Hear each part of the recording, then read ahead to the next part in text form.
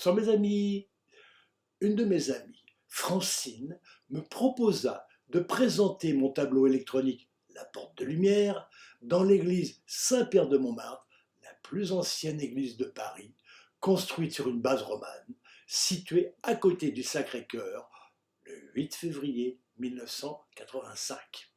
Le tableau était animé par les chants des petits chanteurs de Montmartre. Et comme je craignais que les voix ne soient pas suffisantes pour animer correctement le tableau, j'avais demandé qu'on rajoute en intermède un trio de jazz contemporain à qui j'avais demandé de réaliser une composition appelée Musique hors du temps. Je les avais rencontrés dans une école de jazz pour musiciens avertis, IACP, dirigée par Alan Silva, célèbre musicien de jazz américain d'avant-garde, qui dirigeait une formation exceptionnelle, le Celestial Communication Orchestra. J'avais connu Alan longtemps auparavant, présenté par Sandy, dont je reparlerai plus tard, et qui a eu une très grande importance dans ma vie. La première fois que je l'ai entendu en concert, c'était à la Maison de la Radio, avec un orchestre de 26 musiciens, plusieurs pianos, plusieurs batteries. Alors qu'à cette époque de disque vinyle, les morceaux les plus longs duraient 25 minutes, le concert dura non-stop 2 h 15. Une musique free jazz, difficile d'abord. Mais quand on avait réussi à y pénétrer, on se laissait porter, pris par son charme. Je l'avais retrouvé à la FIAC, qui était venu visiter et se trouva surpris de m'y retrouver artiste alors qu'il m'avait connu élève architecte. Il fut très intéressé par mes réalisations animant en musique qu'il vint voir chez moi et qui allaient dans le sens de ses recherches musicales. D'ailleurs, par la suite, il me commanda un tableau électronique qu'il utilisa dans une salle de perception pour un usage dont je n'ai jamais compris la finalité. À plusieurs reprises, j'accompagnais son orchestre dans des déplacements en province, au Havre et à Charleville-Mézières. Le tableau était accroché derrière les musiciens, qui ne devaient surtout pas le regarder. Des essais chez moi avaient montré que si un musicien contemplait l'animation du tableau, au bout d'un moment, il oubliait que c'était lui qui l'animait, et captivé par le spectacle, il s'arrêtait de jouer.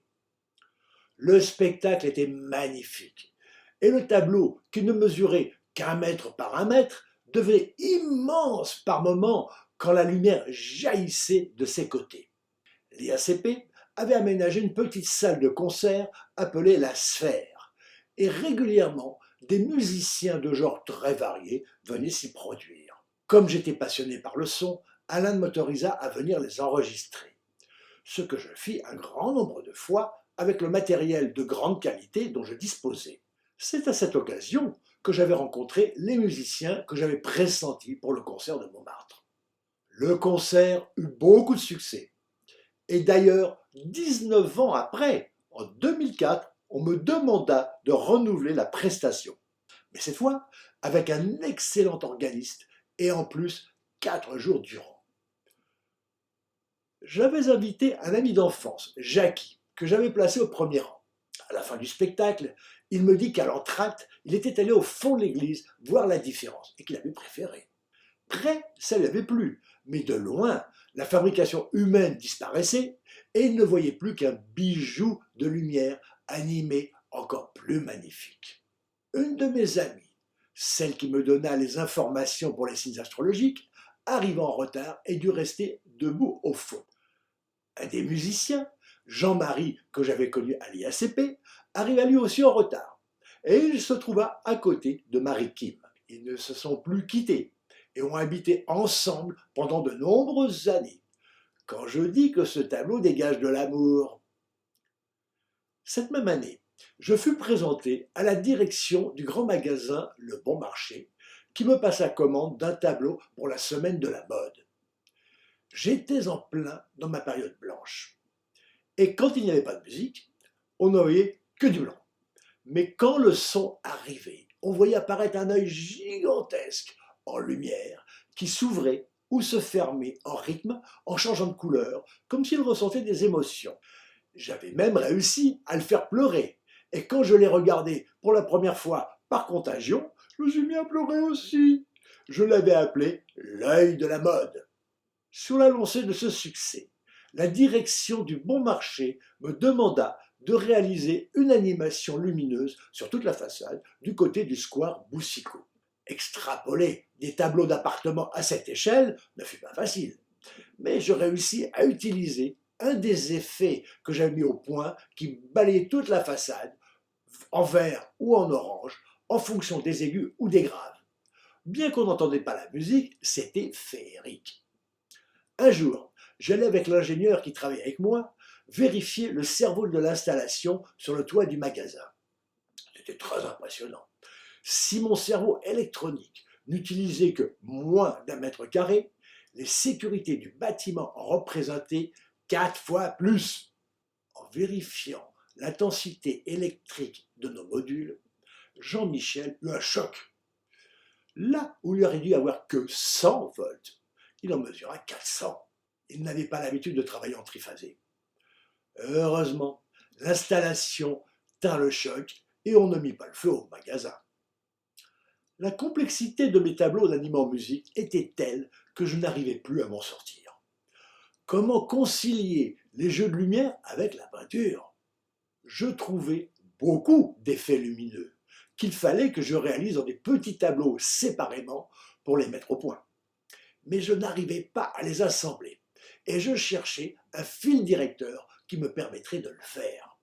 Comme en plus, l'expression picturale de cette époque était trop en avance sur les goûts d'éventuels clients, Iris me suggéra de me concentrer sur les effets lumineux et leur splendeur et de laisser la toile blanche. En fait, je peignais en bleu foncé une forme centrée autour d'une boule centrale à l'envers de la toile blanche pour donner de la profondeur au jeu de lumière. Comme le prix de ces petits tableaux était beaucoup plus bas, utilisant moins de modules électroniques, j'en vendis un certain nombre jusqu'au dernier de la série que j'avais appelé Eclipse. Il était prémonitoire, car à partir de ce moment, je fus éclipsé et me retrouvai replié chez moi en ne vendant plus rien.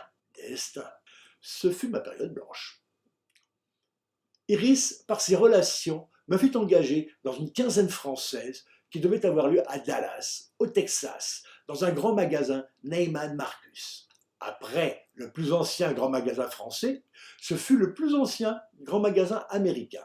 À cette occasion, on me demanda de réaliser une peinture représentant l'État du Texas, dont la couleur fétiche est l'orange, et qui fut répliquée en sérigraphie. J'eus l'idée, ou l'inspiration, de représenter les contours de la carte avec à l'intérieur des lignes fluentes vers une étoile à 5 branches évoquant les puits de pétrole. J'appris ensuite que leur devise est Lonely Star State, état de l'étoile solitaire. J'avais été bien inspiré. Puis, par curiosité, je plaçai le calque de la composition sur la vraie carte. Et je vis qu'au centre de l'étoile, il y a une petite ville, Éden, qui me fit penser à l'est d'Éden avec James Dean. Encore l'intervention du destin, car c'est à partir de cette commande que j'ai repris la peinture sur la toile et qui fut prémonitoire de ce qui allait se passer l'année suivante. On me demanda d'envoyer tous les petits tableaux animés en musique que je pourrais produire, ce qui me gonfla d'espérance. Arrivé à Dallas avec l'équipe des invités français. De l'aéroport au centre-ville, ce n'était que building très luxueux, loin des banlieues moches qu'on trouve généralement. Mais il ne fallait pas se fier aux apparences, comme me dit une jeune femme française installée dans cette ville et faisant partie de la bonne société. Elle me dit que dans certains quartiers, les gens étaient si pauvres que quand un des leurs décédait, ils n'avaient pas les moyens de l'enterrer correctement et le jeter à la décharge publique.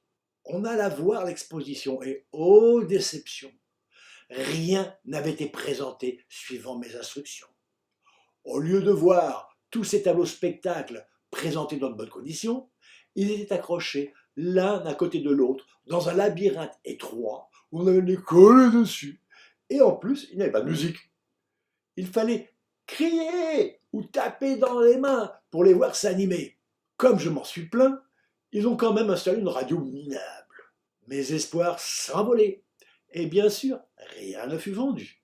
Le week-end, on fut invité dans une petite ville de Far West reconstituée à une certaine distance de Dallas. La direction de Neiman Marcus, ayant quitté leur beau costume pour une tenue de cow-boy coiffée d'un Stetson, nous offrirent en spectacle la taille de la banque avec des coups de pistolet à blanc.